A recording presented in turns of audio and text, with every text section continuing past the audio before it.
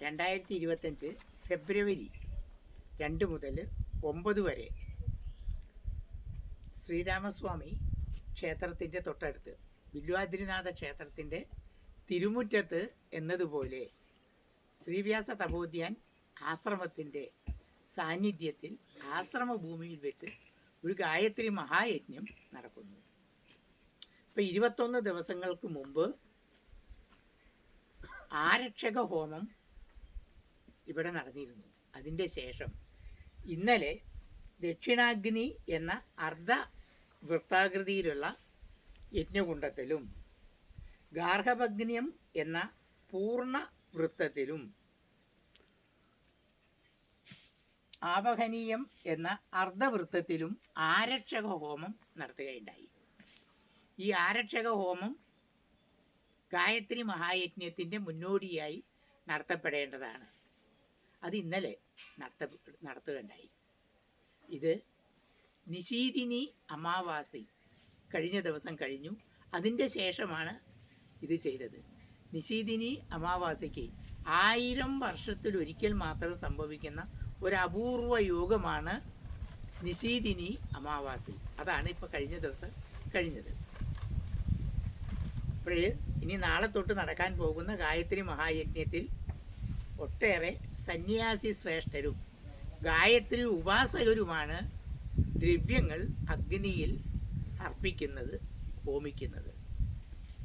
നെയ്യ്, ചമത, ഹവിസ് എന്ന രീതിയിലാണ് ഇതിൻ്റെ സമ്പ്രദായം.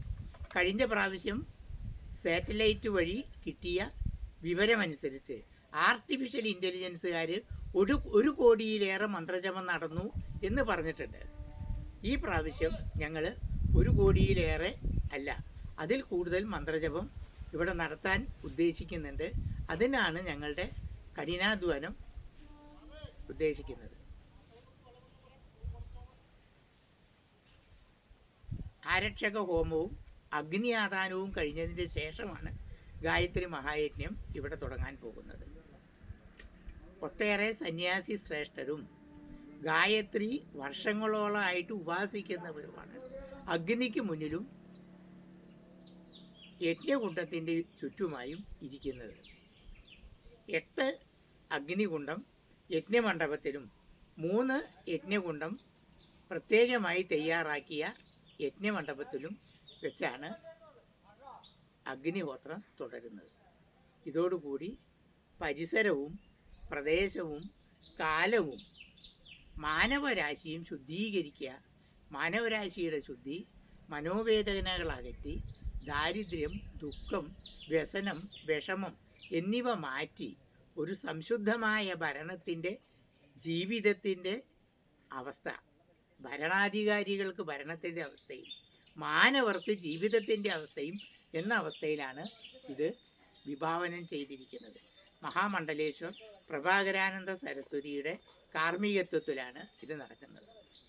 ഞങ്ങളുടെ ശ്രീവ്യാസ തപോധ്യാൻ ആശ്രമമാണ് ഇത് നടത്തുന്നത്. സർവർക്കും ഈ ഗായത്രി മഹായജ്ഞത്തിലേക്ക് ഹാർദവമായ സ്വാഗതം. ഇവിടെ ഇതോടുകൂടി പൂർണ്ണാഹൂതി നടത്തപ്പെടുന്നു. പൂർണ്ണാഹൂതിയിൽ പങ്കെടുക്കുന്നവർക്ക് ജീവിതത്തിൻ്റെ സമസ്ത ദുരിതക്ഷയദ്വാര, ജീവിതത്തിൽ സംഭവിക്കുന്ന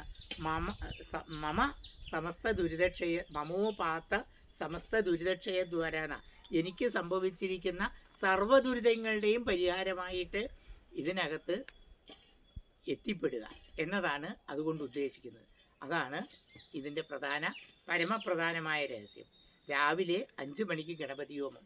ഗണപതി ഹോമത്തിൽ പങ്കെടുക്കുന്ന ആളുകൾക്ക് അവരവരുടെ ജീവിതത്തിൻ്റെ കർമ്മവിഘ്നങ്ങളും ജന്മവിഘ്നങ്ങളും ചിന്താവിഘ്നങ്ങളും വരെ മാറ്റിയെടുക്കുന്നതിന് ഇതൊരു ഉപാധിയാണ്. അത് കഴിഞ്ഞാൽ പുരുഷ സൂക്തം, ഭാഗ്യസൂക്തം, സ്ത്രീ സൂക്തം, ഐകമത്യ സൂക്തം, ശ്രീകരമന്ത്രം, ആയുസൂക്തം, അവസാനം മൃത്യുഞ്ജയ മന്ത്രഹവനം എന്നിത്യാദി സമ്പ്രദായങ്ങളിലൂടെയാണ് മുന്നോട്ട് പോകുന്നത്. പുരുഷ സൂക്തം അഗ്നിയിൽ ജപിച്ച് സമർപ്പിക്കുമ്പോൾ ഒരു വ്യക്തിക്ക് വിഷ്ണു ഭഗവാനിൽ നിന്ന് കിട്ടേണ്ടതായ പൂർണ്ണമായ അവസ്ഥ, പുരുഷാർത്ഥങ്ങളായ ധർമാർത്ഥ കാമമോക്ഷങ്ങൾ സാധിക്കുന്നു എന്നതാണ് അതിൻ്റെ ശരിയായ അവസ്ഥ. ശ്രീസൂക്ത ജപത്തോടു കൂടി ഒരു വ്യക്തിയിൽ മറഞ്ഞിരിക്കുന്ന ഉണരാൻ പ്രയാസമുള്ള സ്ത്രീത്വത്തിൻ്റെ പ്രകാശനമാണ് ഉദ്ദേശിക്കുന്നത്.